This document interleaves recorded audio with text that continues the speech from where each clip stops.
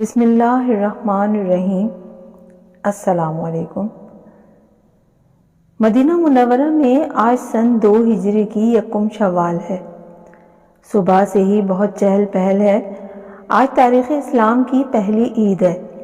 ہر گھر میں تیاریاں ہو رہی ہیں۔ نبی اکرم صلی اللہ علیہ وآلہ وسلم کو شہر میں تشریف لائے دوسرا سال ہے۔ شہر کے مضافات میں جہاں جہاں نبی اکرم صلی اللہ علیہ وآلہ وسلم نے قیام کیا تھا، ان ساری بستیوں میں پچھلے سال ہی مسجدیں تعمیر ہو چکی تھیں۔ یہ بستیاں دار کہلاتی ہیں کیونکہ ان میں ایک ہی خاندان کے افراد رہتے ہیں۔ دار ایک بہت بڑے احاطے کی طرح تعمیر ہوتا ہے جس میں کئی گھر ہوتے ہیں۔ پچھلے سال 8 ربیع الاول میں مکہ سے ہجرت کے بعد نبی کریم صلی اللہ علیہ وآلہ وسلم پہلے بنی عوف کے ہاں ٹھہرے تھے۔ ویڈیو کو آخر تک ضرور دیکھیے گا، لائک کیجیے گا، شیئر کیجیے گا اور چینل کو سبسکرائب کیجیے گا۔ پہلی مسجد قباء یہیں تعمیر ہوئی تھی۔ اس کے بعد آپ بنی سالم بنی عوف کے ہاں رکے۔ یہاں پہلا جمعہ پڑھا۔ جس مسجد میں نماز پڑھی گئی وہ مسجد جمعے کے نام سے پہچانی جاتی ہے۔ آگے چل کر سعد بن غنم بن کعب میں قیام کے دوران یہاں بھی مسجد تعمیر ہوئی۔ ابھی تک نماز میں شمال کی طرف بیت المقدس کی جانب رخ کیا جاتا تھا۔ رسول اللہ صلی اللہ علیہ وآلہ وسلم کی بہت خواہش تھی کہ رخ کعبے کی طرف ہو، جو اللہ کا وہ گھر ہے جسے حضرت ابراہیم علیہ السلام اور ان کے بیٹے اسماعیل علیہ السلام نے تعمیر کیا تھا۔ ان دونوں پر اللہ کا سلام ہو۔ اسی مسجد میں نماز کے دوران قبلے کی تبدیلی کا حکم ہوا تو یہ مسجد القبلتین یا 2 قبلوں اور 2 محرابوں والی مسجد کہلاتی ہے۔ بنی غنم سے رخصت ہو کر آپ مدینہ تشریف لائے جو اس وقت یثرب کہلاتا تھا۔ رسول اللہ صلی اللہ علیہ وآلہ وسلم کے آنے کے بعد اس کا نام مدینہ یعنی نبی کا شہر پڑ گیا۔ ایک نسبت سے مدینہ نبی رحمت صلی اللہ علیہ وآلہ وسلم کا ننیال بھی تھا۔ نبی کریم صلی اللہ علیہ وآلہ وسلم کے پردادا حضرت ہاشم کی بیوی سلمہ بنت عامر مدینہ میں بنو خزرج کے خاندان بنو نجار سے تعلق رکھتی تھیں۔ اس نسبت سے آپ کے دادا حضرت عبد المطلب بن مالک بن النجار کے نواسے کہلاتے تھے۔ رواج کے مطابق دادا کا ننیال پوتے کا ننیال بھی شمار ہوتا تھا۔ بنو نجار مدینہ کا ممتاز قبیلہ تھا۔ یہاں مرکزی مسجد کی تعمیر کا ارادہ کیا۔ جو زمین چنی گئی وہ 2 یتیموں کی ملکیت تھی۔ بنو نجار نے پیشکش کی لیکن نبی اکرم صلی اللہ علیہ وآلہ وسلم نے زمین خرید کر مسجد تعمیر کی جو مسجد نبوی کہلاتی ہے۔ اس کی تعمیر میں رسول اللہ صلی اللہ علیہ وآلہ وسلم نے خود پتھر ڈھوئے۔ جتنا عرصہ یہ مسجد تعمیر ہوئی آپ بنو نجار کے سردار حضرت ابو ایوب انصاری رضی اللہ تعالی عنہ کے ہاں مہمان رہے۔ یہ تمام مسجدیں آباد ہیں لیکن رسول اللہ صلی اللہ علیہ وآلہ وسلم نے اعلان فرما دیا ہے کہ یہ پہلی عید ہے، اس لیے عید کی نماز شہر مدینہ کے مشرقی دروازے کے باہر کھلے میدان میں ہوگی۔ آج سب لوگ اسی عیدگاہ کی طرف روانہ ہو رہے ہیں۔ سب اللہ اکبر اور لا الہ الا اللہ کی تکبیریں زیر لب پڑھتے شہر سے باہر مقررہ میدان کی طرف روانہ ہو رہے ہیں۔ ہر طرف خوشی کا سما ہے، خوشی کی تقریب ہے۔ کیوں نہ ہو، قریش نے مسلمانوں کو 13 سال مسلسل تکلیفیں پہنچائی تھیں، مکہ سے ہجرت پر مجبور کیا تھا۔ ہجرت کے بعد بھی ان کی دشمنی ختم نہیں ہوئی تھی۔ قریش مدینہ اور اس کے مضافات پر بار بار حملے کر رہے تھے۔ مسلمانوں نے پہلے حبشہ کی طرف ہجرت کی تو قریش نے وہاں بھی وفد بھیجا کہ ان کو حبشہ سے نکالا جائے۔ مدینے میں بھی بعض افراد پر زور ڈالتے رہے کہ انہیں چین سے نہ رہنے دیا جائے۔ رسول اللہ صلی اللہ علیہ وآلہ وسلم اور مہاجرین ہر وقت چوکنے رہتے کہ کس طرف سے حملہ نہ ہو۔ رسول اللہ صلی اللہ علیہ وآلہ وسلم خود بھی پہرا دیتے اور شہر سے باہر نکل کر حملہ آوروں کا مقابلہ کرتے اور کبھی جانبازوں کو بھیجتے۔ رسول اللہ صلی اللہ علیہ وآلہ وسلم کو خبر ملی تھی کہ مکہ سے حملہ آوروں کا ایک گروہ مدینہ کی طرف روانہ ہو چکا ہے۔ آپ نے مدینہ سے مکہ کی طرف 80 میل پیش قدمی کر کے حملہ آوروں کو ابوا میں روکنے کا فیصلہ کیا، لیکن یہاں آ کر پتہ چلا کہ حملہ آور واپس مڑ گئے تھے۔ یہ مہم غزوہ الابوا کے نام سے مشہور ہے۔ اس کی سربراہی نبی اکرم صلی اللہ علیہ وسلم نے کی۔ ابوا مدینہ اور مکہ کے درمیان وہ مقام ہے جہاں نبی اکرم صلی اللہ علیہ وسلم کی والدہ حضرت آمنہ رضی اللہ تعالی عنہا نے وفات پائی تھی۔ نبی اکرم صلی اللہ علیہ وسلم 6 سال کے تھے جب والدہ انہیں ننیال کے رشتہ داروں سے ملوانے مکے سے مدینہ لے کر آئی تھی۔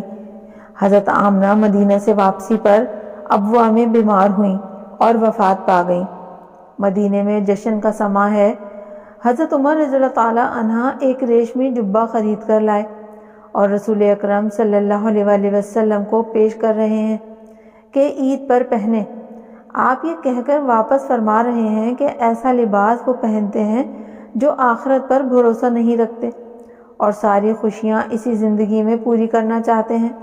آج یکم شوال ہے، یہ پہلی عید ہے، پہلا خوشی کا دن، فتح کے جشن کا دن، اللہ کے حضور ہدیہ تشکر پیش کرنے کے لیے سجدہ ریز ہونے کا دن۔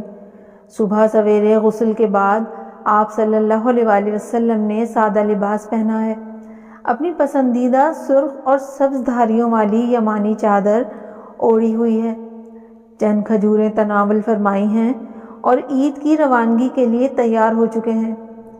گھر میں سب لوگ تیار ہو گئے تو آپ عیدگاہ کے لیے روانہ ہو رہے ہیں۔ آپ کے ساتھ خاندان کے افراد جلوس کی شکل میں چل رہے ہیں۔ آپ صلی اللہ علیہ وسلم کی ازواج اور بیٹیوں کے ساتھ آپ کے چچا زاد حضرت علی بن ابو طالب، حضرت جعفر بن ابو طالب، فضل بن عباس، عبداللہ بن عباس، اسامہ بن زید، زید بن حارثہ رضی اللہ تعالی عنہ، حضور صلی اللہ علیہ وسلم کی والدہ کی خادمہ ام ایمن کے بیٹے ایمن بھی اس جلوس میں شامل ہیں۔ سب نے نہا دھو کر صاف اور سادہ لباس پہنا ہے۔ سب زیر لب اللہ کی عظمت اور اس کے احسانات کا شکر ادا کرتے جا رہے ہیں۔ زبیر بن عوام رضی اللہ تعالی عنہ نیزہ تھامے رسول اکرم صلی اللہ علیہ وسلم کے آگے چل رہے ہیں۔ حضرت زبیر بن عوام اور حضرت جعفر بن ابو طالب رسول اللہ صلی اللہ علیہ وسلم کو بہت عزیز ہیں۔ سب نبی کریم صلی اللہ علیہ وسلم کے ساتھ چل رہے ہیں۔ آج کے عید کے تہوار میں مدینے کے سب لوگ شامل ہیں۔ صبح سویرے سے تیاریاں جاری ہیں۔ اب عید کی نماز کے لیے گھروں سے نکل رہے ہیں اور نبی اکرم صلی اللہ علیہ وسلم کے ساتھ شامل ہوتے جا رہے ہیں۔ ان میں مردوں کے ساتھ خواتین اور بچے بھی چل رہے ہیں۔ رسول اکرم صلی اللہ علیہ وسلم نے سب کو اس نماز میں شامل ہونے کی دعوت دی ہے۔ نئے احکام آئے ہیں، ان کا اعلان ہوگا۔ ابھی سورج نہیں نکلا، سورج نکلنے کے تھوڑی دیر بعد عید کی نماز ادا کی جائے گی۔ عید کی نماز کے لیے مدینہ کے مشرقی دروازے کے باہر ایک میدان متعین کیا گیا ہے۔ لوگ جوق در جوق جمع ہو رہے ہیں۔ سب کے چہروں پر فاتحانہ مسرت ہے۔ ایک طرف اس بات کی خوشی ہے کہ قریش کو جو اسلام کی مخالفت میں تمام حدیں پار کر گئے تھے شکست ہوئی۔ پہلے انہوں نے گھر بار چھوڑ کر حبشہ ہجرت کرنے والوں کا پیچھا کیا اور اب مدینہ میں بھی مسلمانوں کو سکون سے رہنے نہیں دے رہے تھے۔ بدر میں قریش کی شکست سے مسلمانوں کو بہت حوصلہ ملا تھا۔ وہ اس فتح پر اللہ کا شکرانہ ادا کرنے کے لیے جمع تھے۔ اس سے کہیں زیادہ اس بات کی خوشی بھی تھی کہ ان مشکل حالات میں انہوں نے رمضان میں مہینہ بھر روزے مکمل کیے اور یہ تہوار شکرانے کی عبادت کا دن بن گیا تھا۔ یہ عید الفطر ہے۔ ایک تو اس لیے کہ روزے مکمل ہوئے، اب صبح عید سے پہلے کچھ نہ کچھ کھا لیا جاتا ہے۔ دوسرے رمضان سے پہلے صدقہ دیا جاتا ہے جسے صدقۃ الفطر یا فطرانہ کہا جاتا ہے، تاکہ جن کو میسر نہیں وہ بھی کھا پی کر نماز میں شامل ہوں۔ سورج نکل آیا ہے، نماز کی صف بندی ہو رہی ہے۔ اس نماز میں اذان اور اقامت نہیں ہوگی، پہلے 2 رکعت ادا کی جائیں گی، اس کے بعد خطبہ ہوگا۔ اس خطبے کی اہمیت کے پیش نظر تمام خواتین کو اس تقریب میں شریک ہونے کی دعوت دی گئی ہے۔ رسول اللہ صلی اللہ علیہ وسلم نے اپنے سامنے نیزہ گاڑ کر نماز کا اشارہ کر دیا ہے کہ نماز شروع ہو چکی ہے۔ بلند آواز سے اللہ اکبر کہہ کر نماز شروع کی۔ نماز مکمل کر کے اب رسول اللہ صلی اللہ علیہ وآلہ وسلم لوگوں کی طرف رخ کر کے کھڑے ہو گئے ہیں۔ پہلے حضرت بلال رضی اللہ تعالی عنہ نے سہارا دیا اور اب نیزے پر ٹیک لگا کر پہلی عید الفطر کا خطبہ دے رہے ہیں۔ عید کا خطبہ جمعے کے خطبے سے مختلف ہے۔ جمعے کے خطبے کا مقصد وعظ اور نصیحت ہے۔ عید کے خطبے میں احکام کا بیان ہو رہا ہے اور ان کی تفصیل بتائی جا رہی ہے۔ عیدین کی اہمیت اور اس کے احکام بیان ہو رہے ہیں۔ صدقہ فطر کیا ہے، اس کی کیا اہمیت ہے، اس کے اغراض و مقاصد کیا ہیں، کون سی اجناس میں اور کتنی مقدار میں ادا کرنا ہے، کس کے ذمہ ہے اور کون کب ادا کرے گا۔ اس کے بعد عید قرباں کے احکام بیان کیے جا رہے ہیں۔ لوگ خاموشی سے سن رہے ہیں۔ دوسرے خطبوں سے ہٹ کر اس میں لوگ سوال بھی پوچھ رہے ہیں۔ جو بات سمجھ نہیں آ رہی اس کی وضاحت چاہ رہے ہیں۔ عام خطبے کے بعد آپ نبی کریم صلی اللہ علیہ وآلہ وسلم خواتین کی طرف چلے گئے ہیں۔ خواتین کو مال اور جائیداد میں ملکیت کے حقوق حاصل ہیں، اس لیے وہ بھی صدقات میں بڑھ چڑھ کر حصہ لیتی ہیں۔ آپ انہیں صدقات کی اہمیت سمجھا رہے ہیں اور اس کے احکام بیان کر رہے ہیں۔ خواتین اپنے زیورات صدقے کے طور پر پیش کر رہی ہیں۔ خطبے کے اختتام پر رسول اللہ صلی اللہ علیہ وآلہ وسلم نے دعا کے لیے ہاتھ اٹھائے ہیں۔ یا اللہ، ہم تجھ سے متقیوں والی زندگی اور سرخروئی کی موت مانگتے ہیں۔ تیری طرف لوٹیں تو امتحان میں کامیاب ہو کر لوٹیں، ذلت اور شرمندگی درپیش نہ ہو۔ یا اللہ، ہمیں غیر متوقع اور اچانک ہلاکت سے دوچار نہ کرنا، ہمیں اچانک پکڑ میں نہ لینا، ہمیں حق اور نصیحت کی نعمت سے محروم نہ رکھنا۔ یا اللہ، ہم تجھ سے پاک دامنی اور خودداری کی سوالی ہیں، تقوی، پرہیزگاری اور ہدایت کے طلبگار ہیں، دنیا اور آخرت میں بہتری کی دعا مانگتے ہیں۔ ہم تیرے دین کے بارے میں کسی شک اور شبے میں مبتلا ہونے سے تیری پناہ مانگتے ہیں۔ جھگڑے سے، دکھلاوے سے اور بدنامی سے محفوظ رکھنا۔ اے دلوں کو پھیرنے والے، ہدایت عطا کرنے کے بعد ہمارے دلوں میں کجی نہ آنے دینا، ہمیں اپنی خصوصی رحمت کی باہوں میں لے لے، تو بہت سخی اور فیاض ہے۔ لوگ دعا کے سحر سے آہستہ آہستہ کھڑے ہو رہے ہیں، چھوٹی چھوٹی ٹکڑیوں میں گھروں کو لوٹ رہے ہیں۔ نبی اکرم صلی اللہ علیہ وآلہ وسلم محبت بھری مسکراہٹ سے سب کو جاتا دیکھ رہے ہیں۔ اب خود بھی واپس چل پڑے ہیں۔ راستے میں سب سے دعا سلام اور خیریت پوچھتے گھر پہنچتے ہیں تو لڑکے لڑکیاں پہلے ہی گھروں میں واپس آ چکے ہیں۔ آپ حضرت عائشہ رضی اللہ تعالیٰ عنہ کے حجرے کی طرف بڑھتے ہیں۔ انصار کی 2 لڑکیاں اپنے قبیلے بنو خزرج اور بعض کی جنگوں کے گیت گا رہی ہیں۔ آپ منہ دوسری طرف کر کے لیٹ جاتے ہیں۔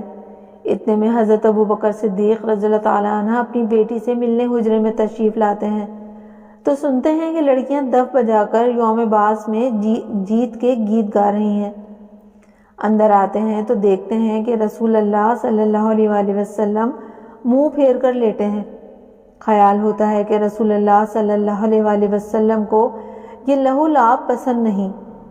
عائشہ رضی اللہ تعالیٰ عنہ کو ڈانٹتے ہیں کہ نبی صلی اللہ علیہ وآلہ وسلم کے سامنے یہ شیطانی باجے۔ رسول اللہ صلی اللہ علیہ وسلم منہ سے چادر ہٹا کر حضرت ابوبکر صدیق رضی اللہ تعالیٰ عنہ کو نرمی سے سمجھاتے ہیں کہ ان بچیوں کو کچھ نہ کہو، یہ عید کا دن ہے، سب کی خوشی کا دن ہے۔ شام کو مسجد نبوی کے میدان میں حبشہ کے بنی ارفدہ اپنا کھیل الدرقلہ پیش کرنے والے ہیں۔ نبی صلی اللہ علیہ وآلہ وسلم کا گھر مسجد کے ساتھ ہی ہے۔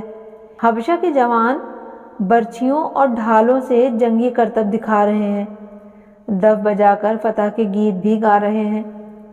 نبی اکرم صلی اللہ علیہ وآلہ وسلم انہیں دیکھ رہے ہیں اور شاباش کہتے جا رہے ہیں۔ جاری رکھو بنی ارفدہ، اپنا کھیل جاری رکھو۔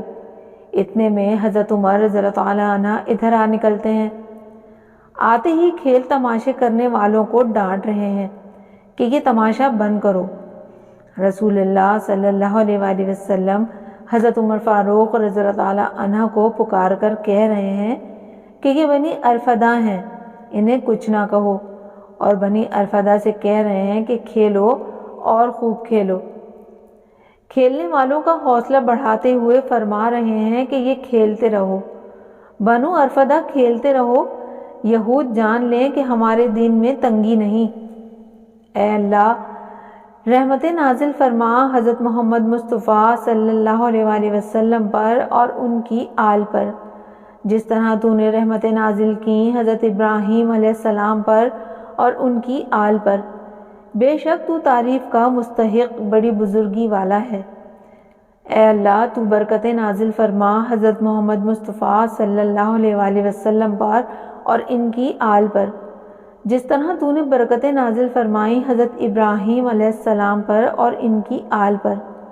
بے شک تو تعریف کا مستحق بڑی بزرگی والا ہے۔ امید ہے آپ کو ویڈیو پسند آئی ہوگی۔ لائک کیجیے گا، شیئر کیجیے گا اور چینل کو سبسکرائب کیجیے گا۔ انشاءاللہ پھر کسی نئی ویڈیو کے ساتھ آپ کی خدمت میں حاضر ہوں گے۔ جب تک کے لیے اللہ حافظ۔